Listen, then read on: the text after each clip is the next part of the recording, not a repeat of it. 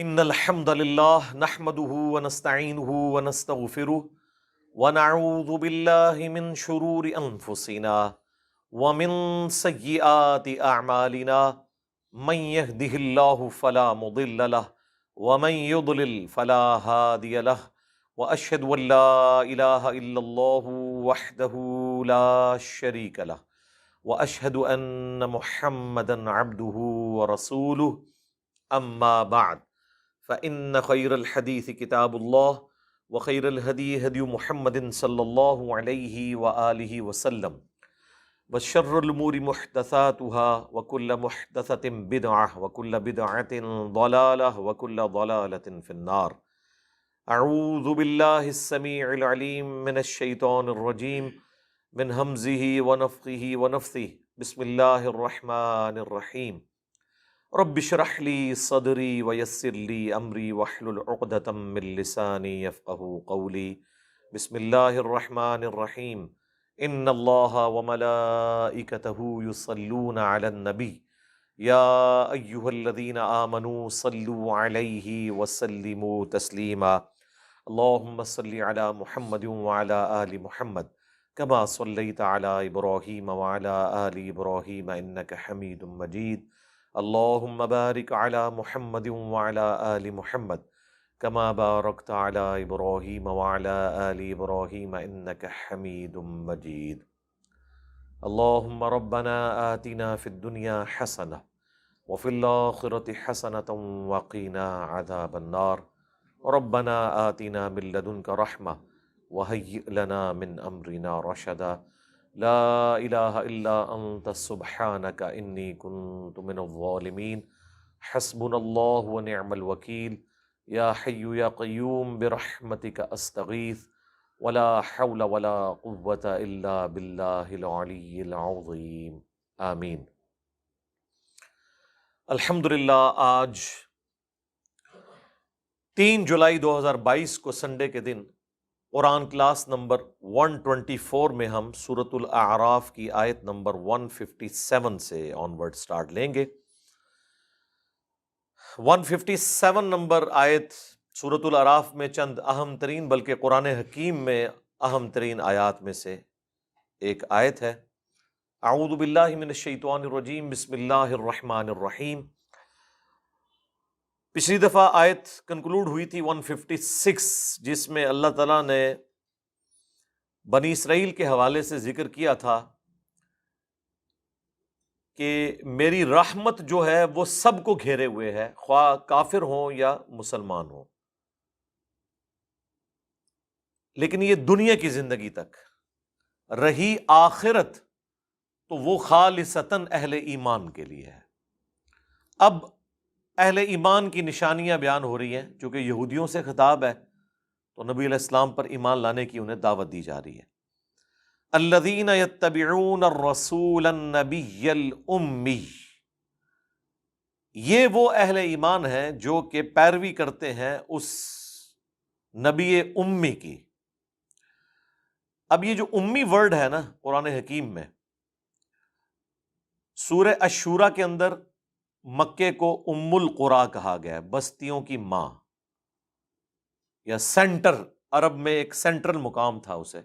ویسے تو اب جو ورلڈ کا نقشہ ہے اس میں بھی آلموسٹ مکہ سینٹر میں آ رہا ہے.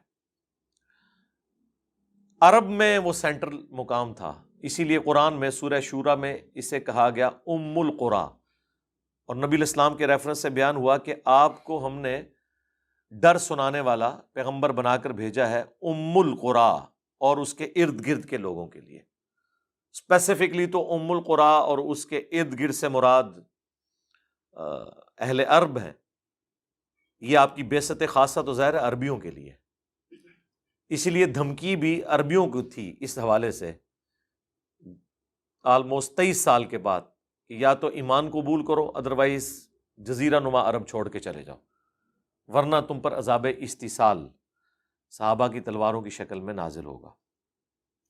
ام القریٰ میں نبی علیہ السلام کو اللہ تعالیٰ نے مبعوث کیا، بستیوں کی ماں مکہ.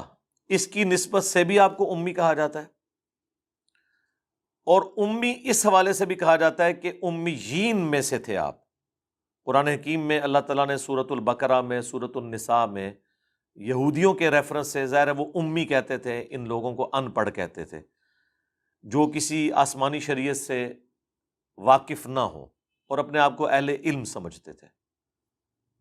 تو اللہ تعالیٰ نے ان کا غرور توڑا، انہی امیین میں ایسا نبی مبعوث کیا کہ جس کی فصاحت اور بلاغت نے، جو اللہ تعالیٰ نے ان پر قرآن نازل کیا، اس کی برکت سے بڑے سے بڑے اہل علم ان کے زمانے کے ان کے سامنے بے بس نظر آتے تھے۔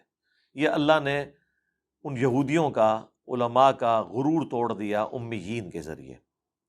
تو اس اعتبار سے نبی الاسلام امیین میں مبعوث ہوئے کہ آپ دنیا میں کسی انسان سے پڑھے ہوئے نہیں تھے، اور اس اعتبار سے بھی کہ اللہ کے نبی کا یہ معجزہ تھا کہ آپ لکھنا پڑھنا نہیں جانتے تھے۔ یہ رسول اللہ کے حق میں معجزہ ہے، آپ کی خوبی ہے۔ عام انسان کے لیے یہ ایک عیب ہے۔ ڈاکٹر اقبال کا شاعر ہونا ان کی خوبی ہے، نبی کا شاعر ہونا ان کے حق میں عیب ہے۔ وما علمناہ الشعر وما ينبغی لہ، ہم نے اس پیغمبر کو شعر کہنا نہیں سکھایا، نہ یہ ان کی شان کے لائق ہے۔ ویسے تو ہم ڈاکٹر اقبال سے عقیدت رکھتے ہیں ان کی شاعری کی وجہ سے، اور اللہ تعالیٰ فرما رہا ہے اس نبی کو شعر کہنا نہیں سکھایا اور نہ یہ ان کے شان ہے۔ یعنی وہی خوبی جو دوسرے شخص کے حق میں بہت بڑی خوبی ہے، رسول اللہ کے حق میں وہ توہین ہے۔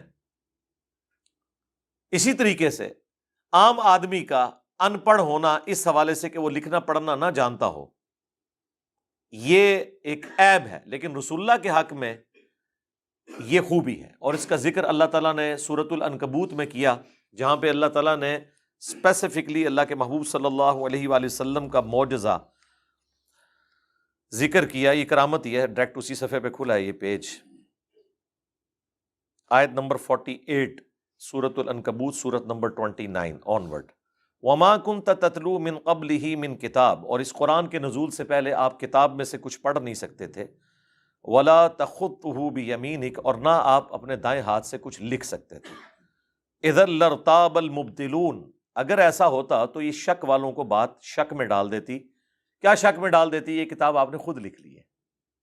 اب کوئی کہہ تو نہیں سکتا کہ جی نبی علیہ السلام تو فلاں فلاسفر کے شاگرد ہیں، فلاں شاعر کے شاگرد ہیں، اور اتنے سالوں سے فلاں غار میں ریاضت کر رہے تھے، تو کچھ نہ کچھ تو بنا کے نکال ہی لینا تھا۔ ایسا بھی نہیں ہوا، آپ تو چند دنوں کے لیے غار ہرا گئے جب آپ کی زندگی کا 40واں سال شروع ہوا، اور آپ کی دل میں دنیا سے ایک بے رغبتی بہت زیادہ پیدا ہو گئی، جو بخاری مسلم میں آتا ہے، پھر پہلی وہی آپ پہ نازل ہوئی۔ بل ہوا آیات بینات، بلکہ یہ تو روشن آیات ہیں، فی صدور الذین اوتوا العلم، ان لوگوں کے سینوں میں جنہیں علم دیا گیا۔ وما یجحد بآیاتنا الا الظالمون، اور ہماری آیات سے تو جھگڑا نہیں کرتے مگر جو ظالم لوگ ہیں۔ وقالوا لولا انزل علیہ آیات من ربہ، اور یہ کہتے ہیں کہ تم پر تمہارے رب کی طرف سے کوئی نشانی، معجزہ کیوں نہیں نازل ہوا جس طرح کہ اگلے پیغمبروں کو دیے گئے تھے۔ قل انما الآیات عند اللہ، اے نبی تم فرماؤ کہ معجزات تو اللہ کے ساتھ خاص ہیں۔ وَإِنَّمَا أَنَا نَذِيرٌ مُبِينٌ، اور میں تو اس کے سوا کچھ نہیں کہ میں ڈر سنانے والا ہوں۔ اولم یکفیہم، کیا ان کے لیے یہ کافی نہیں ہے، انا انزلنا علیک الکتاب یتلی علیہم، کہ بے شک ہم نے کتاب نازل کی ہے نبی علیہ السلام پر جو صبح و شام ان پر پڑھی جاتی ہے۔ ان فی ذلک لرحمۃ وذکری لقوم یؤمنون، بے شک اس کے اندر ہے رحمت اور نصیحت ان کے لیے جو بات ماننا چاہیں۔ یعنی قرآن معجزہ ہے حضور کا، جس طرح اگلے انبیاء کے معجزات، عیسیٰ علیہ السلام کا معجزہ مردوں کو زندہ کرنا، اندھوں کو اللہ کے اذن سے آنکھیں دے دینا، موسیٰ علیہ السلام کا اژدہا کو لاٹھی میں اور لاٹھی کو اژدہا کی شکل میں لوگوں کے سامنے ایک معجزے کے طور پر پریزنٹ کرنا، اس طرح کا معجزہ ہمارے نبی کا قرآن ہے، کیونکہ آپ کی نبوت قیامت تک کے لیے، اس لیے آپ کو وہ معجزہ دیا گیا جو قیامت تک رہے۔ اگر نبی الاسلام مردوں کو زندہ کرتے تو آج ہم اس کی ویڈیو دکھا سکتے ہیں؟ نہ کرسچنز دکھا سکتے ہیں نہ ہم دکھا سکتے ہیں۔ ایمان بالغیب ہی ہے نا، لیکن قرآن پہ ہمارا ایمان بالغیب نہیں ہے، تو ہمارے سامنے موجود ہے۔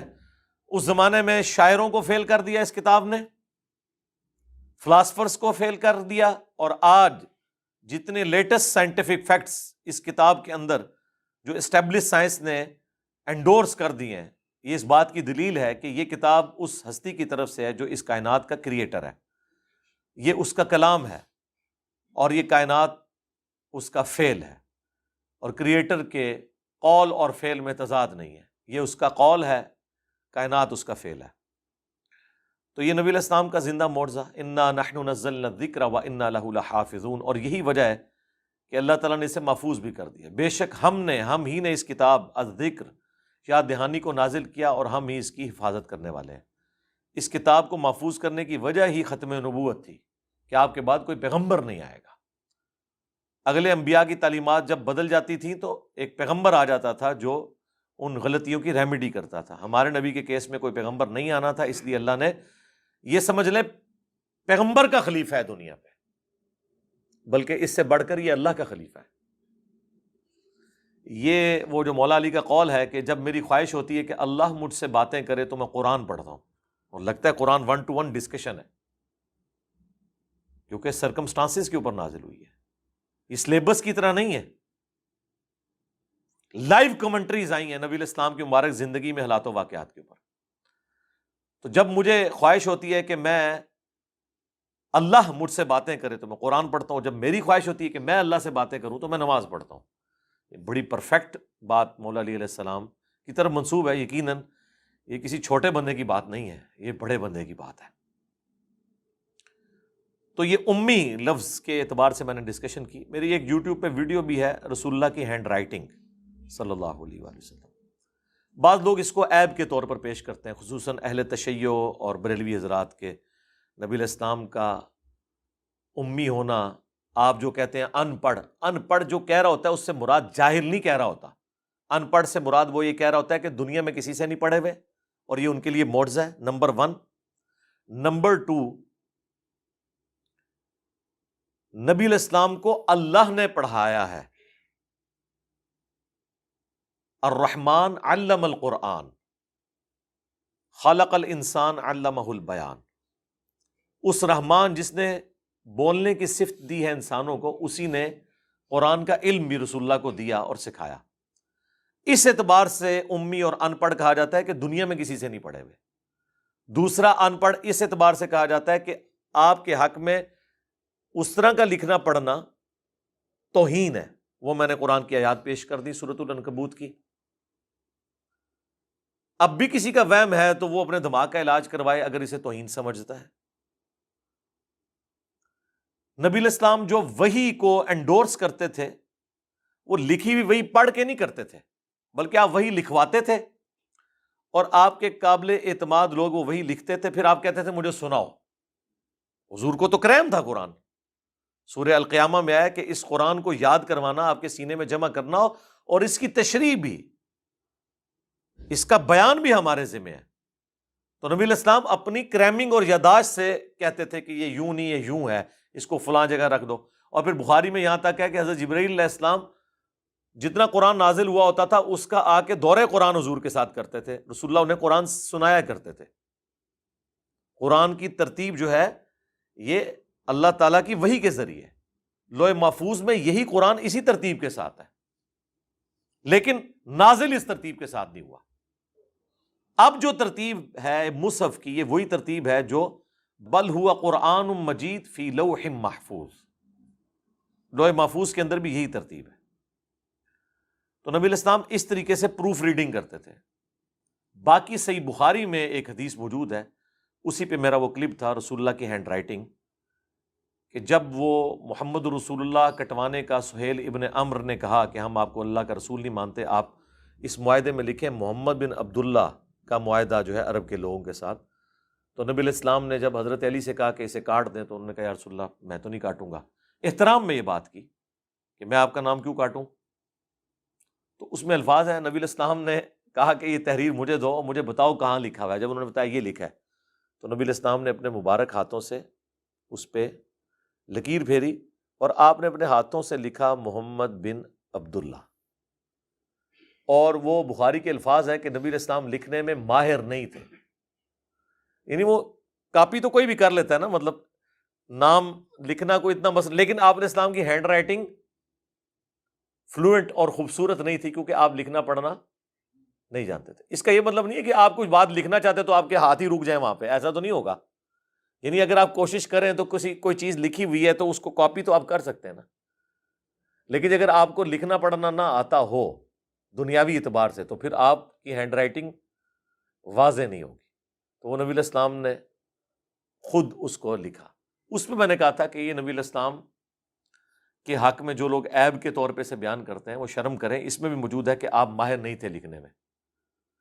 تو یہ اللہ تعالیٰ کی طرف سے ایک معجزہ تھا کہ اللہ تعالیٰ نے اللہ کے محبوب صلی اللہ علیہ وآلہ وسلم کو امی بنا کے بھیجا، اور یہ آپ کا امی ہونا اگلی الہامی کتابوں میں آپ کی خوبی کے طور پر بیان ہوا ہے۔ امی لفظ کے اعتبار سے جو یعنی اتنا بڑا ہنگامہ کھڑا کرتے ہیں، یہ بالکل فضول ہے۔ یہ مطلب خام خواہ یہ کہنا اور پھر دھکے سے ثابت کرنا کہ نہیں یہ تو بڑا عیب ہے اور آپ لوگ نبی کو ان پڑھ کہتے ہیں، یار کس نے کہہ دیا؟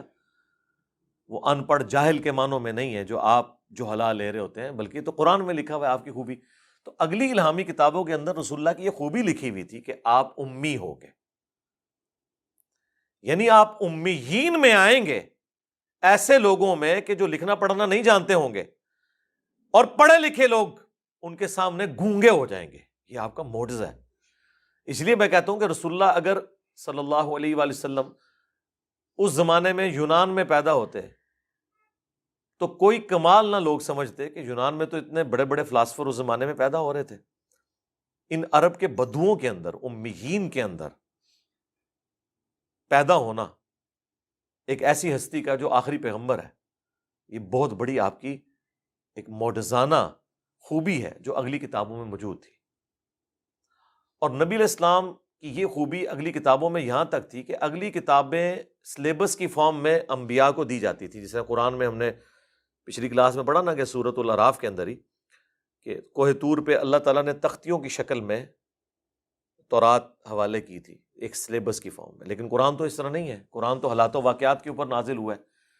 اگر غزوہ بدر ہے تو سورۃ الانفال میں ذکر ہے، غزوہ خندق ہے اس کی کمنٹری سورۃ الاحزاب میں آئی ہے، سورہ آل عمران کے اندر غزوہ احد کے بعد کے حالات آئے ہیں اور پورا وہ جو اس غزوے میں غلطی ہوئی تھی وہ ہائی لائٹ ہوئیں، سورہ توبہ کے اندر غزوہ تبوک کا ذکر ہے۔ تو حالات و واقعات یعنی اللہ اور بندوں کا ایک ریلیشن شپ رہا۔ اسی لیے تورات کے اندر اس وقت بھی گاسپل آف جان آپ اٹھا کے دیکھیں، ڈیوٹرانومی اٹھا کے دیکھیں، آیات موجود ہیں کہ آخری پیغمبر کی نشانی یہ بیان کی گئی کہ اللہ تعالیٰ اس کے منہ میں اپنا کلام ڈالے گا۔ اب یہ ان کے لیے بڑی حیران کن بات تھی کہ کلام جو ہے وہ ان کے منہ سے نکل رہا ہے ان کے سینے پہ نازل کر کے، کیونکہ ان پیغمبروں کے اوپر اس طرح کلام نازل نہیں ہوا تھا، ان کو سلیبس کی شکل میں دیا گیا تھا۔ تو یہ آپ کی خوبی تھی۔ اسی لیے اللہ تعالیٰ نے یہاں پہ جب جیوز اور کرسچنز کو نبی علیہ السلام کے حوالے سے دعوت دی ہے کہ آپ پر ایمان لایا جائے، تو آپ کی اسی خوبی کا ذکر کیا ہے جو ان کو پتہ تھا۔ اب ویسے یہ ضد میں آ گئے کہ بنی اسرائیل میں پیغمبر کیوں نہیں آیا، تو انہیں بھی پتہ تھا کہ وہ امیین میں آئے گا۔ تو بنی اسرائیل تو امیین نہیں تھے، وہ تو اپنے آپ کو اہل علم شمار کرتے تھے، اہل کتاب انہیں کہا گیا، وہ کہتے تھے ہم کتاب کے وارث ہیں۔ تو یہ اللہ تعالیٰ نے یہاں پر اسپیشلی اس لیے ذکر کیا، الذین یتبعون الرسول النبی الامی۔ اہل ایمان کی نشانی یہ ہے کہ وہ ایسے لوگ ہیں جو پیروی کرتے ہیں اس رسول کی جو نبی ہے، امی۔ الذین یجدونہ مکتوبا عندہم فی التوراۃ، جسے وہ پاتے ہیں لکھا ہوا اپنے پاس تورات کے اندر، والانجیل، اور انجیل کے اندر، یعنی تورات اور انجیل کے اندر ان کی نشانیاں موجود ہیں۔ میں نے قرآن کی جو شروع کی 6 کلاسز ریکارڈ کروائی ہیں تعارف میں، اس میں نے باقاعدہ ڈیوٹرانومی سے کتاب الاستثناء چیپٹر جو اولڈ ٹیسٹمنٹ کا ہے، اور نیو ٹیسٹمنٹ کا جو چیپٹر ہے گاسپل آف جان، یوحنا کی انجیل میں چیپٹر نمبر 18 کے حوالے سے نبی علیہ السلام کی یہ ساری پریڈکشنز بیان کی ہیں، حضرت موسیٰ علیہ السلام اور عیسیٰ علیہ السلام کے ریفرنس سے۔ جو آج بھی جو آپ کی اس وقت بھی جو بائبل مل رہی ہے نا، کنگ جیمز ورژن، جو اردو میں Anarkali society, Bible society Anarkali Lahore سے، وہ فری بھی بھجوا دیتے ہیں، اس کا PDF بھی نیٹ پہ رکھا ہے، ہم نے کئی ایک ویڈیوز میں اسے شو بھی کروایا، اس میں بھی یہ ساری چیزیں موجود ہیں۔ یأمرہم بالمعروف، یہ حکم دیتے ہیں انہیں نیکی کے کاموں کا، وینہاہم عن المنکر، اور منع کرتے ہیں برائی کے کاموں سے، ویحل لہم الطیبات، اور حلال کرتے ہیں پاکیزہ چیزیں ان کے اوپر، یعنی جو اللہ تعالیٰ نے چیزیں حلال کی ہیں وہ بتاتے ہیں، یعنی جو انہوں نے خود ساختہ شریعت کے اندر کچھ چیزیں اپنے اوپر حرام کر دی تھیں تو وہ آ کے بتاتے ہیں کہ بھئی اونٹ کا گوشت حرام نہیں ہے، یہ حلال ہے۔ وَيُحَرِّمُ عَلَيْهِمُ الْخَبَائِثَ، اور حرام کرتے ہیں یہ پیغمبر ان پر ناپاک اور خبیث چیزیں، جو کوئی ٹوٹی پھوٹی شریعت چل رہی تھی مشرکین عرب میں، اور اس میں جو خامیاں تھیں اب وہ اس کی ریمیڈی کرتے ہیں۔ ظاہر ہے وہ دین ابراہیمی کی ٹوٹی ہوئی ایک شکل تھی نا، حضرت ابراہیم علیہ السلام کو ایز اے پیغمبر تو نہیں، لیکن وہ اپنے ایک جد امجد کے طور پہ تو مانتے تھے، اور یہود و نصارہ تو ویسے ہی ان کو پیغمبر بھی مانتے تھے۔ وَيَضَعُ عَنْهُمْ إِصْرَهُمْ، اور وہ نبی اتارتے ہیں ان سے ان کا بوجھ، وَالْأَغْلَالَ الَّتِي كَانَتْ عَلَيْهِمْ، اور وہ زنجیریں جن میں وہ جکڑے ہوئے ہیں۔ اب یہ جو اخلاقی برائیاں تھیں، عورتوں کو پاؤں کی جوتی سمجھا جاتا تھا، توہمات کے اندر گھرے ہوئے تھے، عجیب و غریب رسم و رواج تھے ان کے اندر، جانوروں کے اعتبار سے سورۃ الانعام میں جو کہ یہ والا جانور جو ہے مرد کے لیے حلال ہے، یہ جو ہے وہ عورت کے لیے حرام ہے، اور وہ جو عجیب و غریب شریعت کی انہوں نے ایک حلیہ بگاڑا ہوا تھا اور اپنے آپ کو مشکل میں ڈالا ہوا تھا، وہ تمام ان سے بوجھ اتارتے ہیں، اور ان کی گردنوں میں جو توق ہے، سب سے بڑا توق غلامی کا، انسان کے آگے جھک رہا ہے، اپنے ہاتھوں سے تراشے ہوئے بتوں کے آگے جھک رہا ہے، اس سے بڑی کون سی زنجیر ہوگی؟ یہ ساری وہ توڑتے ہیں۔ اللہ اکبر، یہ رسول اللہ کی شان میں یہ وہ آیت مبارکہ ہے جس کے اوپر میں نے 2012 کے اندر جو ربیع الاول کا اسپیشل لیکچر ہوا تھا نا، 12 ربیع الاول کے دن ہی ہوا تھا، وہ اسی کے اوپر میں نے وہ پورا لیکچر دیا تھا۔ مسئلہ نمبر 62 کے عنوان سے ہے، وہ کمال آیت ہے۔ اب یہ سب کچھ تعارف کروانے کے بعد اللہ تعالیٰ نے اب ذمہ داری بتائی ہے ان لوگوں کی اسی آیت کے اندر جو رسول اللہ پر ایمان لائیں گے۔ اب یہ بڑی سمجھ لیں تکلیف دہ چیز ہے ایک مسلمان کے حق میں اگر وہ یہ تمام شرائط پوری نہیں کر رہا۔ فالذین آمنوا، پس جو لوگ ایمان لائے اس نبی پر، ہمارا تو دین و ایمان بس یہیں پہ ختم ہو جاتا ہے عام مسلمانوں کا، لیکن اللہ تعالیٰ یہاں پہ بات ختم نہیں کر رہا۔ اب سنتے جائیں کہ ذمہ داریاں کیا ہیں۔ فالذین آمنوا بہ، پس جو لوگ ایمان لائے اس نبی پر، وعزروہ، اور ان کی عزت کی، تعظیم کی، اور صرف تعظیم نہیں کرنی، ونصروہ، اور ان کی مدد بھی کرنی ہے۔ یہ مدد وہ نہیں ہے کہ ہم نبی کے مشکل کشا بن گئے، نہیں، یہ تو یہی کہتے ہیں نا جو حضرت عیسیٰ نے کہا من انصاری اللہ قال الحواریون نحن انصار اللہ، یہ ہمارے علماء لوگوں کو سکھا رہے ہوتے ہیں غیر اللہ سے مدد مانگنے کے لیے۔ تو اس کی ذرا تشریح بھی کر دیں اور پھر بتائیں کہ حضرت عیسیٰ کے صحابہ حضرت عیسیٰ کے مشکل کشا تھے، ہونا تو چاہیے تھا حضرت عیسیٰ ان کے مشکل کشا ہوتے، ان کے ساتھی ان کے مشکل کشا تھے، تاکہ آپ پہ 295C لگوائی جائے۔ یہ تو ہمیں کہتے ہیں بابوں کو پکاریں، آپ انبیاء کو پکاریں، انبیاء جو ہے وہ بابوں سے مدد مانگ کے تو بابوں کے نیچے پھر لگ رہے ہیں، یہ تو بڑی توہین امیز چیز ہے۔ تو حواریوں نے کہا ہم اللہ کے مددگار ہیں، لو جی یہ تو اللہ کے بھی مشکل کشا ہو گئے۔ انہوں نے کہا کہ ہم نحن انصار اللہ، انہوں نے نہیں کہا ہم عیسیٰ کے مددگار ہیں، ہم اللہ کے مددگار ہیں، یعنی اللہ کے مشکل کشا نہیں، مراد یہ کہ اللہ کے دین کے لیے وقت کے پیغمبر کا ہم ساتھ دیں گے، تن من دھن لٹا دیں گے، یہ مطلب ہے اس کا۔ اور صحابہ اور اہل بیت نے اس چیز کا حق ادا کیا ہے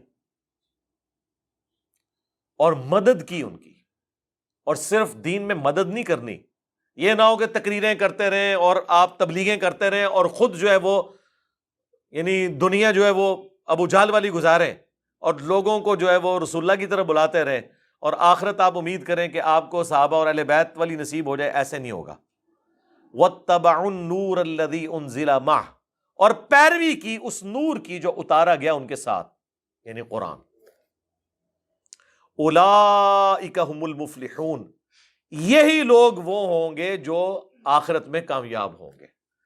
کتنی کڑی شرط لگا دی ہے۔ اسی پہ میں کہتا ہوں نا کہ دودھ پینے والے مجنون ہی چاہیے اللہ کو۔ غلامی رسول میں موت بھی قبول ہے، حرمت رسول پر جان بھی قربان ہے، لیکن اللہ تعالیٰ کیا کہہ رہا ہے کہ صرف یہ نعرہ بازی نہیں چلے گی۔ فالذین آمنوا بہ، پس جو اس نبی پر ایمان لائے، وعزروہ، اور ان کی عزت کی۔ عزت یہ نہیں ہے کہ یا رسول اللہ آپ کے لیے جان بھی قربان ہے اور آپ کی جوتی مبارک کا نقش جو ہے وہ میں یہاں پہ لگا لوں گا۔ عزت یہ ہے کہ دنیا کا بڑے سے بڑا انسان ایک طرف کھڑا ہو اور رسول اللہ کا فرمان دوسری طرف ہو تو آپ نے کسی کی پرواہ نہیں کرنی، ان کو اس عزت پہ رکھنا ہے۔ ہمارے لوگ تو ماں باپ جتنی عزت بھی رسول اللہ کو نہیں دیتے۔ داڑھی نہیں رکھ رہے جی، ماں نے اجازت نہیں دی۔ جماعت سے نماز نہیں پڑھ رہے، وہ ابا جی نہیں گھر سے نکلنے دیتے۔ اندازہ کریں آپ۔ تو وہ بخاری اور مسلم کی حدیث کہاں گئی کہ تم میں سے کوئی شخص اس وقت تک مؤمن ہی نہیں ہو سکتا جب تک کہ میں اسے اس کے ماں باپ اولاد سب لوگوں سے بڑھ کر عزیز نہ ہو جاؤں۔ وہ کدھر چلی گئی؟ اور اس سے بھی بڑھ کے سورہ توبہ کی آیت نمبر 24 کہاں چلی گئی، جس میں اللہ تعالیٰ نے دنیا کی 8 چیزیں گنوائی ہیں، کاروبار زندگی اور جو کچھ جوڑا ہوا ہے اور جتنی رشتہ داریاں ہیں، ایک ایک چیز اللہ نے گنوا کے کہا اگر یہ تمام چیزیں تمہیں عزیز ہیں نا، اللہ اور اس کے رسول اور آخرت کے اعتبار سے دنیا میں جو کوشش کرنا ہے جہاد یا قتال، اس سے بڑھ کے اگر وہ دنیا کی 8 چیزیں تمہیں عزیز ہیں تو پھر اللہ کے عذاب کا انتظار کرو۔ ٹھیک ہے نا؟ کتنا کریٹیکل معاملہ ہے۔ اب اللہ تعالیٰ کیا فرما رہا ہے؟ ایمان لاؤ اس رسول کے اوپر، عزت کرو، وَنَصَرُوا، صرف عزت نہیں کرنی، ان کی مدد کرنی۔ اب رسول اللہ کی مدد کرنا کیا ہے؟ نبی علیہ السلام نے کوئی دنیاوی طور پر کوئی کاروبار تو اسٹیبلش نہیں کیا کہ جس کی برانچز آپ نے پوری دنیا میں کھولنی ہے، نہیں۔ آپ تو اللہ کی طرف سے منجی اور ہادی بنا کر بھیجے گئے انسانیت کے لیے، اور اس امت کو وہ کام بھی ٹرانسفر کر دیا اللہ تعالیٰ نے ختم نبوت کی برکت سے۔ کنتم خیر امت اخرجت للناس تأمرون بالمعروف وتنہون عن المنکر وتؤمنون باللہ، تم بہترین امت ہو جو لوگوں کے نفع کے لیے نکالی گئی، لوگوں کو نیکی کی طرف بلاتے ہو، برائی سے روکتے ہو، اور اللہ پر ایمان لاتے ہو جیسا کہ ایمان لانے کا حق ہے۔ اچھا، ایمان تیسرے نمبر پہ ذکر ہوا ہے، کیوں؟ ایمان اللہ پر وہی صحیح معنوں میں لایا ہوا ہے کہ جو نیکی کی طرف بلائے اور برائی سے روکے، اللہ کے لیے اس کے اندر پھر حمیت ہو، لوگوں کو نیکی کی طرف بلائے اور برائی کی طرف روکے۔ یہ وہ کام ہے جو ختم نبوت کا ہے۔ ایک ختم نبوت کا کام پاکستان میں ہو رہا ہے کہ جیڑا بھی ویلا ہے نا وہ کہنا میں ختم نبوت کا کام کر رہا، ایک وہ ختم نبوت ہوتے کام ہے۔ آپ دیکھ لیں جتنے بھی لوگ ہیں، اور ناصر مدنی صاحب کی پھینٹی لگائی نا ایک پنڈی کے پیر صاحب نے، اینڈ پہ جب صلح ہوئی تو ان کا ہم مل کے انشاءاللہ ختم نبوت پہ کام کریں گے۔ یعنی جیڑا بھی ویلا بندہ ہے نا وہ کہنا میں ختم نبوت پہ کام کر رہا ہوں۔ ختم نبوت پہ کام کیا ہے میں آپ کو بتاتا ہوں۔ ختم نبوت پہ یہ کام ہے کہ 2-4 پوسٹیں بنا دیں آپ قادیانیوں کے خلاف، یہ ان کے نزدیک ختم نبوت ہے۔ ہمارے نزدیک ختم نبوت یہ ہے کہ قادیانی جن کی شیطانی اولاد ہے، یعنی چشتی رسول اللہ اور اشرفی تھانوی رسول اللہ، ان کا بھی رد کریں اور ان کا بھی رد کریں، اور جو انہوں نے وسوسے دیے ختم نبوت کے خلاف ان کو آپ ایڈریس کریں۔ یہ ختم نبوت کے اوپر کام ہے، اور رسول اللہ کی ختم نبوت کی برکت سے جو دین کا کام آپ کو ٹرانسفر ہوا ہے وہ آپ نے آگے لے کے جانا ہے۔ کافروں تک تبلیغ کرنی ہے وہ الگ سے، مسلمانوں کو الگ سے تبلیغ کرنی ہے۔ یہ ختم نبوت یہ سمجھ رہے ہیں کہ اپنے بابوں کی آپ نے تبلیغ کرنی ہے، یا آپ کچھ بھی نہیں کر رہے تو آپ یہ تو کہہ سکتے ہیں میں ختم نبوت پہ کام کر رہا ہوں۔ اس کی وجہ یہ ہے کہ ختم نبوت پہ کام پاکستان، انڈیا، بنگلہ دیش کے اندر یہ ہے کہ زندگی میں کبھی نہ کبھی میں نے کہا ہوگا کہ قادیانی کافر ہیں، بس میں نے اب ختم نبوت کا حق ادا کر لیا۔ ختم نبوت کا حق اس دن ادا ہوگا جب آپ چشتی رسول اللہ اور اشرف علی رسول اللہ ان پارٹیوں کو بھی سمجھائیں گے کہ ختم نبوت ایک فرقے کا، ایک گروہ کا ایک سکول آف تھاٹ کا رد کرنا نہیں ہے، بلکہ ہر اس بندے کا رد ہے جس نے بھی ختم نبوت کے اوپر ڈاکہ مارا ہوا ہے، ٹھیک ہے؟ تو یہ تو اب انہوں نے یعنی ختم نبوت کے کام کو مذاق بنا دیا ہوا ہے، کوئی کچھ نہ کر رہا ہو ختم نبوت پہ کام کر رہا ہے، یہ کون سی ختم نبوت کے اوپر کام ہو رہا ہے؟ اللہ تعالیٰ فرما رہا ہے ختم نبوت پہ کام یہ ہے کہ رسول اللہ کی عزت کرنی ہے، وَنَصَرُوا اور ان کی مدد کرنی ہے، وَاتَّبَعُوا النُّورَ الَّذِي أُنزِلَ مَعَهُ اور پیروی کرنی ہے اس نور کی، قرآن کی جو ان کے ساتھ نازل ہوا۔ یہ تو سب سے مشکل کام ہے ختم نبوت کے حوالے سے کہ قرآن کی پیروی کرنی ہے۔ کیوں؟ یہاں کا مولوی کہتا ہے قرآن حدیث ڈائریکٹ نہ پڑھنا گمراہ ہو جاؤ گے، یہی کہتے ہیں نا، اور کہتے تو ٹھیک ہی ہیں، ان کی نظر میں تو گمراہ ہو بھی جاتے ہیں۔ سورۃ الاعراف کی ہم نے آیات کور کی ہے نا کہ جب کسی کا گیئر الٹا لگ جائے اسے ہدایت کا راستہ گمراہی کا راستہ نظر آتا ہے، گمراہی کا راستہ ہدایت کا راستہ نظر آتا ہے، اس لیے وہ منع کرتے ہیں۔ تو قرآن کی پیروی کرنی ہے۔ اولئک هم المفلحون، ایسے ہی لوگ پھر وہ ہوں گے جو لوگ کامیاب ہونے والے ہیں اللہ کی نظر میں۔ اللہم اجعلنا منہم مع النبیین والصدیقین والشہداء والصالحین، آمین۔ قل یا ایہا الناس، اے نبی تم فرما دو پوری انسانیت سے، اے لوگو، وما ارسلناک الا کافۃ للناس بشیرا ونذیرا، اے نبی ہم نے آپ کو نہیں بھیجا مگر پوری انسانیت کے لیے ڈر سنانے والا اور خوشخبری سنانے والا۔ بخاری مسلم کی حدیث ہے کہ مجھے اللہ نے 5 ایسی خوبیاں دی ہیں جو مجھ سے پہلے کسی پیغمبر کو نہیں دی۔ ان میں سے ایک یہ ہے کہ اگلے انبیاء کسی قوم اور قبیلے کی طرف آتے تھے اور مجھے اللہ نے پوری انسانیت کی طرف بھیجا، اور اسی وجہ سے ختم نبوت بھی کر دی کہ آپ پوری انسانیت کی طرف آپ پیغمبر ہیں صلی اللہ علیہ وآلہ وسلم۔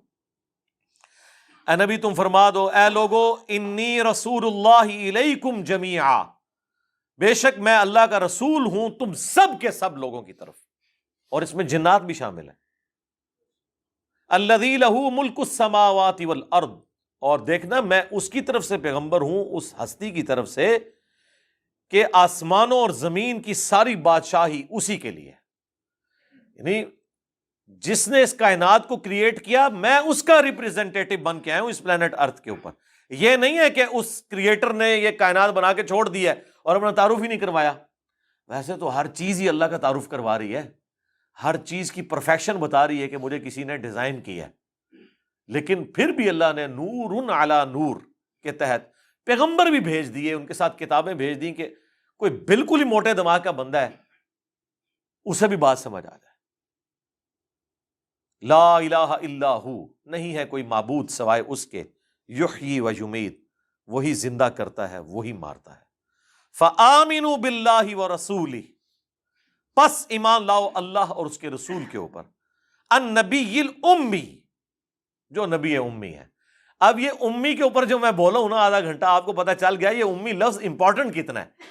یہودیوں کے لیے یہ بہت امپورٹنٹ تھا، انہیں یہ جیلسی نہیں جا رہی تھی کہ امیین میں رسول کیوں آ گیا، تو اللہ نے کہا کہ تمہاری کتابوں میں جب موجود تھا کہ وہ امیین میں آئے گا تو اس بات کے اوپر تم نے ضد کیوں لگا لی ہے۔ ویسے ہی یہ نبی علیہ السلام بنی اسرائیل میں آتے نا تب بھی انہوں نے نہیں ماننا تھا، کیونکہ وہ یہودی جو اس پوسٹ کے اوپر بیٹھے ہوئے تھے انہوں نے اپنے قلعے چھوڑنے تھے، انہوں نے کہنا تھا جی ہماری کتاب میں تو لکھا ہوا ہے کہ یہ امیین میں سے پیغمبر آئے گا، تم کہہ رہے ہو میں بنی اسرائیل میں سے ہوں۔ ہاں دل بے ایمان تے حجتاں ٹھیر، دل بے ایمانی پہ اترا ہونا تو دلیلیں بہت ساری بندہ ڈیوائز کر لیتا ہے۔ تحویل قبلہ کے کانٹیکسٹ میں بھی سورۃ البقرہ میں آیا نا کہ جو ہم نے تحویل قبلہ کی ہے نا تو اسی لیے کی ہے تاکہ ان کے منہ بند کیے جائیں، کیونکہ انہیں یہ پتا تھا کہ جو آخری پیغمبر ہے وہ قبلہ کو دوبارہ سے کعبہ کی طرف کر دے گا یروشلم کی بجائے۔ اب جن نبی علیہ السلام نے 17 مہینے تک، بخاری مسلم میں آتا ہے اور قرآن میں بھی سورۃ البقرہ میں ذکر موجود ہے، دوسرے پارے کا آغاز ہی سَيَقُولُ السُّفَهَاءُ، ان قریب بے وقوف لوگ کہیں گے کہ کس نے قبلہ چینج کر دیا۔ پہلے تو وہ بڑے خوش تھے، اوپر سے خوش تھے کہ رسول اللہ بھی ہمارے قبلے کی طرف رخ کر کے نماز پڑھ رہے ہیں۔ اللہ نے بھی اس لیے کیا کہ پہلے ہی نیگیٹو سائیکالوجی ڈیولپ نہ ہو جائے کہ یہ کوئی اور دین لے آیا، کیونکہ نبی علیہ السلام بھی تو دین ابراہیمی کی تبلیغ کر رہے تھے، یہودی بھی دین ابراہیمی کے ماننے والے اور کرسچنز بھی، لیکن اندر خانے پتہ کیا کہتے تھے یہ پیغمبر وہ ہے ہی نہیں ہے، کیونکہ ہماری کتابوں میں لکھا ہوا ہے کہ وہ پیغمبر جو ہے نا اس کا قبلہ خانہ کعبہ ہوگا۔ دیکھا، ایک ٹکٹ میں دو مزے۔ اچھا، اللہ تعالیٰ نے تو قبلہ چینج کرنا ہی تھا، کیونکہ جب کتابوں میں لکھا تھا تو قرآن تو اگلی کتابوں کی تصدیق کرنے والی ہے نا، قرآن میں بار بار ہے یہ اگلی کتابوں کی تصدیق کرتی ہے، دو اعتبار سے تصدیق کرتی ہے۔ ایک اس اعتبار سے تصدیق کرتی ہے کہ ان کتابوں میں ذکر تھا کہ آخری نبی آئیں گے، ان پہ کتاب نازل ہوگی، اور اس اعتبار سے بھی تصدیق کرتی ہے کہ وہ کتابیں سچی ہیں، کیونکہ اس کتاب میں یہ پریڈکشن تھی اور قرآن وہ پروفیسی پوری کر رہا ہے۔ یعنی اگلی کتابوں میں لکھا ہے کہ آخری پیغمبر آئیں گے اور یہ کتاب آئے گی، اور وہ بات پوری ہو گئی، تو اس کا فائدہ کس کو ہوا؟ اس کتاب کے ماننے والوں کو، کہ یار دیکھو ہماری کتاب کی بات ٹھیک نکل آئی۔ تو قرآن نے آ کر ان کتابوں کی تصدیق کر دی دو اعتبار سے۔ ایک یہ ثابت کر دیا کہ وہ کتابیں سچی ہیں، وہ جھوٹ نہیں بول رہی تھیں، واقعی آخری پیغمبر آ گئے، اور اس اعتبار سے بھی تصدیق کر دی کہ اس کتاب کے اندر یہ ذکر ہے کہ وہ کتابیں بھی ٹھیک تھیں، اگرچہ اب ٹیمپر ہو چکی ہیں، لیکن ابھی بھی توحید کے اعتبار سے تو کامل ہیں الحمدللہ۔ یہ مہیمن ہے ان کے اوپر یہ کتاب، یہ فائنل ٹیسٹمنٹ ہے اولڈ ٹیسٹمنٹ اور نیو ٹیسٹمنٹ کے بعد۔ اندر خانے یہ باتیں کرتے تھے، تو اللہ تعالیٰ نے فرمایا کہ ہم نے تمہارا قبلہ اس لیے چینج کیا تاکہ اہل کتاب کو تمہارے خلاف کوئی حجت نہ ملے، لیکن حجت تو پھر مل گئی جب قبلہ چینج ہوا۔ ان کا دیکھو اس نے تو قبلہ ہی چینج کر دیا۔ اس کا جواب پھر اللہ نے کیا کہا کہ بے وقوف لوگ ہیں۔ اللہ نے فرمایا بس اس کا کوئی اینڈ نہیں ہونا، ایک مسئلہ حل کریں گے دوسرا نکال لیں گے، تو کہیں تو رکنا ہے نا۔ دیکھ لیں اللہ بھی سمجھا رہا ہو نا بات، اس میں بھی لوگ کیڑے نکالتے ہیں۔ ایک بات کی تو دوسرا کیڑا نکالا کہ یہ وہ پیغمبر ہوتا تو ابراہیمی قبلے کی طرف ہوتا۔ جب وہ قبلہ چینج ہو گیا پھر کہنا شروع کر دیا کہ یہ کیا ہوا، قبلہ ہی چینج کر دیے انہوں نے۔ یہ خود کہتا ہے میں دین ابراہیمی کے اوپر ہوں، میں عیسیٰ موسیٰ کو مانتا ہوں، تو موسیٰ عیسیٰ تو اسی قبلے کی طرف نماز پڑھتے تھے، ہم ان کے ٹرو جو ہیں وہ کسٹوڈین ہیں۔ تو اس کا جواب پھر اللہ نے کہا کہ ان کے حال پہ چھوڑ دو، نہ انہوں نے تمہارے قبلے کی پیروی کرنی ہے اور نہ تم نے ان کی بات ماننی ہے۔ اینڈ رزلٹ یہ ہے، اور یہی بات آپ کو بھی ہم سمجھاتے ہیں کہ ہمارا کام صرف قرآن و سنت سے دلائل دینا ہے۔ اب اس میں سے کوئی کیڑے نکالے تو اس کا تو کوئی اینڈ نہیں ہے، تو اللہ نے بھی کہا کہ چھاڑ دو۔ اللہ نے کہا یہ بے وقوف لوگ ہیں۔ سورۃ الفرقان میں آیا وَإِذَا خَاطَبَهُمُ الْجَاهِلُونَ قَالُوا سَلَامًا، ان جاہلوں سے کبھی واسطہ پڑے تو کہو بھائی سلام متارکت، جاؤ جان چھوڑو یار، ٹھیک ہے جدھر لگے وہ لگے رہو، ہمارا کام تو وَمَا عَلَيْنَا إِلَّا الْبَلَاغُ تھا۔ پس ایمان لاؤ اللہ اور اس کے رسول پر جو کہ النبی الامی ہے، جو امی نبی ہے، الذی یؤمن باللہ وکلماتہ، جو خود ایمان لایا اللہ پر، اس کے کلام پر یعنی قرآن پر، واتبعوہ، اور تم پیروی کرو اس کی یعنی قرآن کی اور رسول اللہ کی، لعلکم تہتدون، تاکہ تم ہدایت یافتہ ہو جاؤ۔ اللہم اہدنا فی من ہدیت، آمین۔ اب یہ دیکھیں 2 آیات تھیں، آلموسٹ میرے 45 منٹس لگ گئے ان 2 آیات کے اوپر، کیونکہ متقاضی تھی کہ اس کے اوپر تفصیلی گفتگو کی جاتی۔ وَمِن قَوْمِ موسیٰ، اور موسیٰ علیہ السلام کی قوم میں، امتٌ یہدون بالحق، ایسا گروہ بھی ہے جو حق بات کرتا ہے، حق کی طرف رہنمائی کرتا ہے، لیکن بہت تھوڑے لوگ۔ وَبِهِ يَعْدِلُونَ، اور اس کے ساتھ انصاف کرتا ہے۔ اب اس طرح کے جو چند ایک لوگ تھے انہوں نے اسلام قبول بھی کر لیا۔ جیوز میں تو بہت کم تھے، نصارہ میں تھے ایسے لوگ جنہوں نے نبی الاسلام کو پہچان لیا، ایون آپ کی بعثت سے پہلے پہچان لیا، اعلان نبوت سے پہلے۔ ورقہ ابن نوفل کے بارے میں بخاری مسلم میں آتا ہے، جو پہلی وہی نازل ہوئی تھی، وہ عیسائی تھے، انہوں نے کہا یہ تو وہی کلام ہے جو موسیٰ علیہ السلام پر نازل ہوا۔ اللہ اکبر۔ وَقَطَّعْنَاهُمُ اثْنَتَيْ عَشْرَةَ أَسْبَاطًا أُمَمًا، اور ہم نے بانٹ دیا انہیں 12 قبیلوں میں جو الگ الگ قومیں تھیں۔ 12 قبائل تھے، چونکہ یوسف علیہ السلام کے 11 بھائی اور تھے، اور ان 12 بھائیوں کے والد تھے حضرت یعقوب، اور یعقوب علیہ السلام کا لقب تھا اسرائیل۔ ہبرو لینگویج میں، عبرانی زبان میں، اسرائیل کا مطلب ہے اللہ کا بندہ، عبداللہ۔ تو اسرائیل کی اولاد بنی اسرائیل، یعنی اسرائیل کے بیٹے، وہ 12 بیٹوں کی اولادیں تھیں قبائلی سسٹم کی وجہ سے، تو وہ اسی طرح قبائل وہ چلتے رہے، اکٹھ ان کا نہیں ہوتا تھا، اس لیے پھر وہ 12 چشمے بھی جاری کرنے پڑے، وہ آ رہا ہے اب ذکر۔ اب وہ بٹے ہوئے تھے 12 قبائل میں۔ وَأَوْحَيْنَا إِلَىٰ مُوسَىٰ، تو ہم نے موسیٰ کی طرف وحی کی، اِذِ اسْتَسْقَاهُ قَوْمُهُ أَنِ اضْرِب بِّعَصَاكَ الْحَجَرَ، کہ آپ کی قوم کے لیے خاص آپ کو یہ وحی کی جا رہی ہے کہ آپ اپنے عصا کو پتھر پر ماریں۔ فَانْبَجَسَتْ مِنْهُ اثْنَتَا عَشَرَةَ عَيْنًا، تو پھوٹ نکلیں گے اس میں سے 12 چشمے۔ پانی پہ بھی وہ لڑتے تھے، تو ٹھیک ہے، پھر بہتر یہ ہے کہ ہر قبیلے کا اپنا اپنا چشمہ ہو جائے۔ تو اللہ کی قدرت، قَدْ عَلِمَ كُلُّ أُنَاسٍ مَشْرَبَهُمْ، جان لیا ہر گروہ نے اپنا اپنا گھاٹ۔ اس کا مطلب یہ ہے کہ یہ بھی کوئی مرزانہ طور پہ ہوا ہے، وہ 12 پہ بھی تو لڑ سکتے تھے نا کہ میں اعلیٰ لینا ہے، یہ بھی تو ہو سکتا ہے نا، 12 چشمے نکلے۔ اب یہ تو نہیں ہے کہ ایک ایک ٹافی ہے جو آپ نے سب کو بانٹ دی ہے، وہ ظاہر ہے کوئی کہے کہ جی مجھے یہ والا پسند ہے، ایسے تھوڑا سا زیادہ پانی پہ نکلتا ہے۔ تو اللہ تعالیٰ نے یہ بھی مرزانہ طور پہ طے کیا، اللہ نے فرمایا کہ ہر ایک نے پہچان لیا کہ اس کا کون کون سا ہے۔ اب یہ اس کی تفصیل نہیں پتا، واللہ عالم کس طریقے سے اللہ تعالیٰ نے ان پہ یہ حق واضح کیا ہوگا کہ یہ والا جو چشمہ ہے یہ اس قبیلے کا ہے، یہ اس کا ہے، یہ اس کا ہے، یہ اس کا ہے۔ وَظَلَّلْنَا عَلَيْهِمُ الْغَمَامَ، اور ہم نے سایہ کر دیا ان پر بادل کا۔ وَأَنزَلْنَا عَلَيْهِمُ الْمَنَّ وَالسَّلْوَىٰ، اور ہم نے اتارا ان پر من اور سلوہ۔ سلوہ ایک سمجھ لیں پرندہ تھا جو جنتی خوراک ان کے لیے، ایک سمجھ لیں ایک غیبی اللہ کی طرف سے آتی تھی، پرندوں کے جھنڈ آتے تھے، وہ خود ہی آ کے بیٹھ جاتے تھے، شکار بھی نہیں ان کو اس طریقے سے کرنے پڑتے تھے، اس سے ان کو پروٹینز مل جاتی تھیں، اور شوگر اللہ نے ایسی ان کو دی کہ رات کے وقت جو ریگستان کے اندر شبنم گرتی تھی وہ صبح موتیوں کی شکل میں وہ چن لیتے تھے، جس طرح آپ کی یہ مٹھائی کی چھوٹی چھوٹی بوندیاں ہوتی ہیں نا، یہ ان کے لیے من تھا، من اور سلوہ، یہ دو، کیونکہ 40 سال تک وہ ریگستان میں بھٹکتے رہے، وہاں اللہ تعالیٰ ان کو یہ سارا کچھ کرتا رہا، اور اللہ تعالیٰ فرما رہا ہے ان پہ سایہ رکھا۔ ریگستان میں تو کوئی سایہ نہیں ہوتا، 6 لاکھ کا لشکر ہے، ٹریول کر رہا ہے،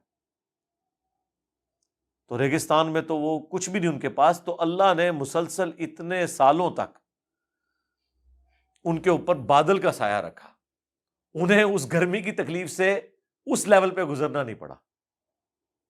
یہ بھی دیکھیں غیبی طور پہ۔ لیکن پھر بھی آپ دیکھ لیں جب جہاد کی باری آئی ہے تو صرف 2 بندے حضرت موسیٰ کے ساتھ نکلے ہیں،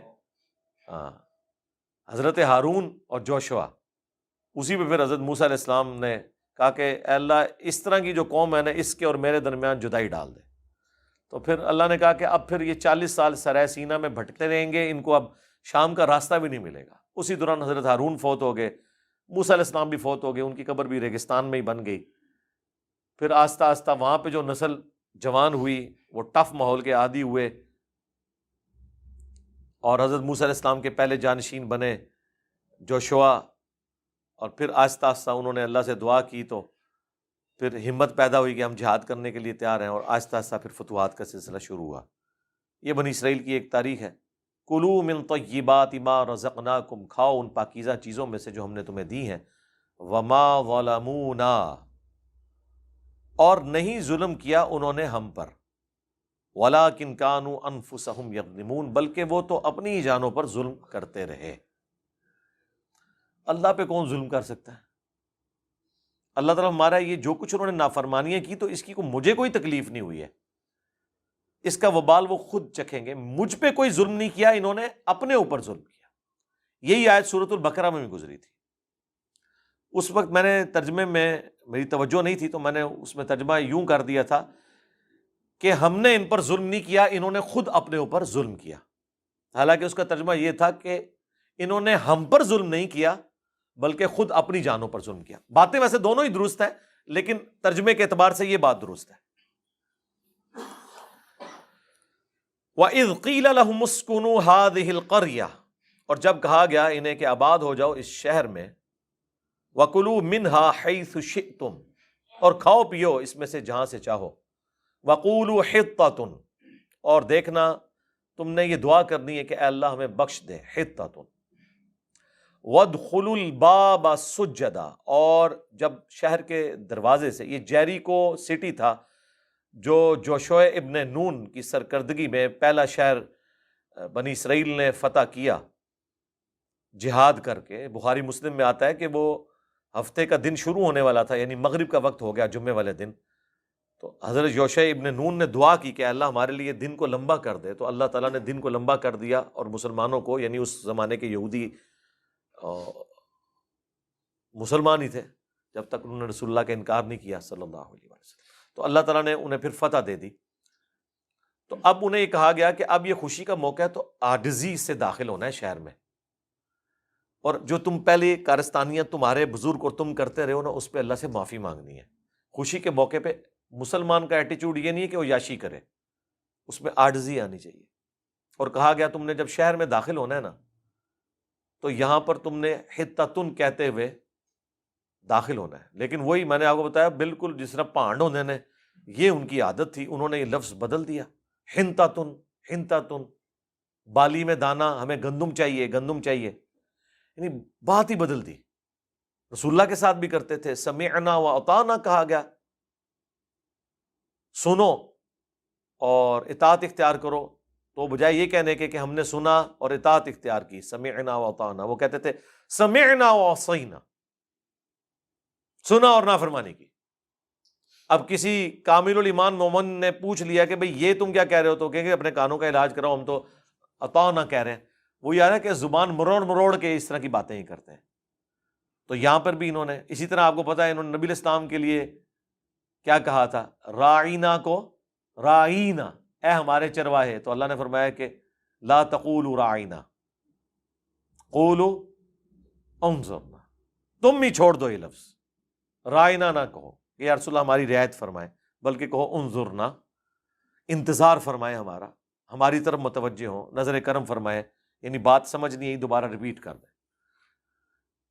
تو یہاں پہ وہ ذکر آ رہا ہے کہ انہیں کہا گیا کہ کہو کہ حتتن، نہیں کہا وادخلوا الباب سجدا، اور جھکتے ہوئے داخل ہونا ہے دروازے سے. اب وہ اتنا بڑا دروازہ ہے شہر کا، یہ نہیں ہے کہ جو دروازہ چھوٹا تھا. کہا گیا کہ داخل ہوتے وقت تمہارے سر جھکے ہونے چاہیے اللہ کے سامنے شکر کی وجہ سے. نبی الاسلام جب فتح مکہ پہ داخل ہوئے ہیں، مکے کے اندر، آپ کی مبارک کونی جو ہے اونٹ کے کوہان کے ساتھ لگی ہوئی تھی عاجزی کی وجہ سے. حالانکہ فاتح ایسے شہر میں داخل ہو رہے ہوں کہ جس شہر کے لوگوں نے راتوں رات 52 سال کی عمر میں پوری زندگی کی 52 سال وہاں مکے میں گزرے، رسول اللہ کو نکلنے پہ مجبور کیا، تو تکہ بوٹی ہو جانی چاہیے تھی. آپ نے وہی بات کی، لا تثریب علیکم اليوم، جو یوسف علیہ السلام نے کہا تھا آج تم پہ کوئی گرفت نہیں ہے. ٹھیک ہے. اور ابو سفیان کے بارے میں ہی کہہ دیا کہ جو اس کے گھر میں گیا امن پا گیا. ٹھیک ہے، جو اپنے گھر میں رہا وہ بھی امن پا گیا. اللہم صلی علی محمد وعلی آل محمد. تو اللہ تعالیٰ فرما رہے کہ ان کو کہا گیا کہ حتتن کہنا ہے، جھک کے داخل ہونا ہے. نغفر لکم خطیئاتکم، ہم تمہارے گناہوں کو بخش دیں گے. سنزید المحسنین، اور زیادہ دیں گے احسان کی روش اختیار کرنے والوں کو. لیکن نہیں ہوا. فبدل الذین ظلموا منہم، تو بدل ڈالی جنہوں نے ظلم کیا تھا انہوں نے بات، قولا غیر الذی قیل لہم، کوئی اور جملے اس کے بدلے بولنا شروع کر دیے، حنتتن کہنا شروع کر دیا. فارسلنا علیہم رجزا من السماء بما كانوا یظلمون. تو اللہ تعالیٰ کہتا ہے پھر اس کے بدلے میں ہم نے ان پر آسمان سے عذاب بھیج دیا. یہ عذاب کیا تھا؟ پلیگ کا مرض آ گیا تھا، طاعون کا، اور لاکھوں بنی اسرائیل اس مرض میں مارے گئے. آسمان سے اللہ نے یہ عذاب کی شکل میں ان پہ طاعون کا مرض مبتلا کر دیا تھا. لیکن اس امت میں بخاری مسلم میں ہے کہ یہ رحمت ہے، جو طاعون کے مرض سے مرے گا وہ شہید لکھا جائے گا. لیکن بنی اسرائیل کے اوپر یہ عذاب کی شکل میں نازل ہوا تھا. تو اس کا مطلب ہے کہ اللہ تعالیٰ کی طرف سے جو تکلیف آتی ہیں نا، وہ کرتوتوں کی وجہ سے بھی آتی ہیں. بعض اوقات انسان نے کرتوت ایسے کیے ہوتے ہیں، بعض اوقات آزمائش کے لیے بھی ہوتی ہیں. لیکن دنیا میں اب پیغمبر جب موجود نہ ہو تو آپ جو بھی تکلیف آئے اسے آزمائش کی طرف منسوب کریں گے، کسی کی سزا نہیں کہہ سکتے، کیونکہ ہم کیسے کہہ سکتے ہیں؟ بریلویوں پہ آزمائش آئے تو دیوبندی کہیں گے یہ عذاب ہے، اور دیوبندیوں پہ آئے تو بریلوی کہیں گے عذاب ہے، وہ کہیں گے ہم پہ آزمائش ہے۔ دیکھ لیں، یعنی جنید جمشید صاحب شہید ہوئے، دیوبندی کہہ رہے تھے شہید ہیں، وہ کہتے ہیں دیکھیں جی کس طرح کی موت اس کو ملی ہے۔ اب دیکھ لیں، ہر بندے کی اپنی ڈاکٹرین ہے۔ تو اللہ تعالیٰ ہمارا ہے کہ ان پر آسمان سے نازل ہوا ایک عذاب، وہ طاعون کی شکل میں نازل ہوا اس ظلم کے بدلے میں جو وہ کیا کرتے تھے۔ اب جو اگلی آیات ہے نا جی، یہ اصحاب سبت کا بیان آ رہا ہے۔ ہفتے کے دن جن لوگوں نے شکار کے معاملے میں غلو کیا تھا، جسے میں اکثر کہتا ہوں کتا حلال کرنے کی کوشش کی تھی، حرام کو حلال بنانے کی کوشش کی تھی ہیلے اور بہانے کے ذریعے، لیکن یہ آیات متقاضی ہیں کہ انہیں ہم ایک ہی مجلس میں کور کریں۔ ویسے الگ سے میری ویڈیو بھی اس کے اوپر ریکارڈڈ ہے، یہودیوں پر عذاب کیوں آیا۔ اصحاب سبت ہفتے کے دن کی طرف منسوب تھے وہ لوگ۔ انشاءاللہ تعالیٰ اگلی قرآن کلاس کے اندر ہم یہیں سے آیت نمبر 163 سے آنورڈ سٹارٹ کریں گے، اور یہ پورا واقعہ تفصیل کے ساتھ اسی جگہ پر آیا ہے۔ باقی جگہوں پر اشارتاً ذکر آیا سورۃ النساء کے اندر کہ ہم نے بندر و خنزیر ان کو بنا دیا، باقی جگہوں پہ سورۃ النحل میں بھی ذکر آیا۔ وہ یہ موقع تھا جہاں پر انہوں نے اللہ تعالیٰ کی شریعت کو بدلا اور اپنے ذوم میں یہ سمجھا کہ ہم شریعت کو توڑ نہیں رہے، تو اللہ تعالیٰ نے انہیں بندروں کی شکل میں بدل دیا۔ یہ عذاب تھا جو ان کے اوپر مسلط ہوا، والعیاذ باللہ تعالی۔ اللہم احسن عاقبتنا فی الامور کلہا واجرنا من خزی الدنیا وعذاب الآخرہ۔ اللہم ربنا آتنا فی الدنیا حسنہ وفی الآخرۃ حسنۃ وقنا عذاب النار، آمین۔ تو یہ چونکہ ایک پورا کانٹیکسٹ میں ہے، اس کانٹیکسٹ میں المستدرک للحاکم کی ایک تفصیلی حدیث بھی ہے اسی سے ریلیٹ، وہ بھی انشاءاللہ میں ڈسکس کروں گا۔ تو آج اگر میں نے شروع کیا تو اس کا مزہ پھر کرکرا ہو جائے گا، آدھی اس لیکچر میں رہ جائے گی بات، پھر میرے پہ بھی وہ کیفیت وکھرے جہاں والی طاری نہیں ہوگی جب تک کہ ہم اس کو ایک جگہ پورے کے پورے معاملے کو کور نہ کر دیں۔ باقی میں فائنل ورڈک دیتے ہوئے بنی اسرائیل کے اس ایٹیچیوڈ کے اوپر جتنا آپ نے سنا کہ وہ ہر بات کا مذاق اڑاتے تھے، چیزوں کو بدل دیتے تھے، پیغمبروں کی نافرمانی کرتے تھے، مجھے بتائیں ان میں سے کون سی ایسی چیز ہے جو آج کی اس امت مسلمہ کے اندر موجود نہیں ہے؟ انہوں نے بھی دین کو ٹیلر میڈ کر لیا ہوا ہے، یہ بھی دین کو بدل دیتے ہیں، یہ بھی کتاب و سنت کے مقابلے پر اپنے اپنے فرقوں کو لے کے چل رہے ہوتے ہیں، جو چیزیں خود مانے ہوئے ہوتے ہیں اس پہ عمل کرنے کے لیے تیار نہیں ہوتے۔ کون سا فرقہ ہے جو کہتا ہے کہ نماز نہیں پڑھنی چاہیے لیکن پڑھ رہے کتنے ہوتے ہیں؟ کون سا فرقہ کہتا ہے کہ سود حلال ہے لیکن انوالو ہوتے ہیں اس کے اندر؟ کون سا فرقہ کہتا ہے کہ بے حیائی جو ہے یہ کرنا بڑا ثواب کا کام ہے لیکن انوالو ہیں؟ کون سا فرقہ کہتا ہے کہ جھوٹ بولنا یہ ثواب کا کام ہے؟ اس کے لیے بریلوی، دیوبندی، اہل حدیث، شیعہ، سنی کی کوئی تفریق کی ضرورت ہے؟ یہ تمام جتنے بڑے بڑے گناہ میں نے گنوائے ہیں یا بڑے بڑے فرائض جن کی پابندی ایک مسلمان کے لیے ضروری ہے، یہ تو ساری اس فرقہ واریت سے تو ہٹ کے چیزیں ہیں نا جی، یہ تو ہر مسلمان نے کرنی ہے۔ لہٰذا بنی اسرائیل کا جو ذکر ہے قرآن حکیم میں اور سورۃ البقرہ میں ان کا ذکر شروع میں رکھنا بالخصوص، اور پورے قرآن میں جگہ جگہ اس کا ذکر آنا، کبھی آپ کو قرآن پڑھتے ہوئے احساس نہیں ہوتا کہ اللہ تعالیٰ نے کسی موقع پہ بنی اسرائیل کو بلایا ہے، اس لیے کہ آپ کو بتایا جائے کہ جس طرح آپ ایک لاڈلی امت بنے ہوئے ہو نا کہ کچھ بھی ہیں تیرے محبوب کی امت سے ہیں، ایک اس طرح کی اور امت بھی گزر چکی ہے جس میں اللہ تعالیٰ نے 3 کتابیں بھیجی، تورات، زبور اور انجیل۔ اولو العزم پیغمبر ان کے اندر آئے، حضرت عیسیٰ علیہ السلام، موسیٰ علیہ السلام اولو العزم پیغمبروں میں سے، لیکن انہوں نے پیغمبروں سے بغاوت کی، ان کے ساتھ غداری کی، تو اللہ نے ان کے اوپر بھی مسلط کر دیا، وَضُرِبَتْ عَلَيْهِمُ الذِّلَّةُ وَالْمَسْكَنَةُ، ذلت اور مسکنت ان کے لیے بھی مقدر ہوگی۔ اور ان انبیاء اور کتابوں کی نسبت انہیں بچا نہیں سکی اللہ کے عذاب سے۔ تو اس کے اندر یہ لیسن ہے کہ تم بھی یہ خالی نعرے نہ لگاتے رہنا کہ جو کچھ بھی ہے تیرے محبوب کی امت سے ہیں، تمہارے ساتھ بھی یہی کچھ ہوگا، اور وہ ہمیں ہوتا ہوا نظر آ رہا ہے، اور اس سے پہلے بھی کافی عرصے سے مسلمان اس تکلیف سے گزر رہے ہیں۔ اللہ تعالی ہمارے حال زار پر رحم فرمائے اور ہمیں اپنے پیغمبر صلی اللہ علیہ وآلہ وسلم کی تعلیمات پر عمل کرنے کی توفیق عطا فرمائے۔ اللہ تعالیٰ سے دعا ہے جو حق بات میں نے کہی اللہ تعالیٰ ہمارے دلوں میں راسخ فرمائے، اگر جذبات میں میرے منہ سے کوئی غلط بات نکل گئی تو اللہ تعالیٰ ہمارے دلوں سے دھو ڈالے، ہمیں معاف بھی فرما دے، ہمیں کتاب و سنت کی تعلیمات پر عمل کر کے دوسرے بھائیوں تک پہنچانے کی توفیق عطا فرمائے۔ سبحانک اللہم و بحمدک، اشہد ان لا الہ الا انت، استغفرک و اتوب الیک، وما علینا الا البلاغ المبین۔ جزاکم اللہ خیرا۔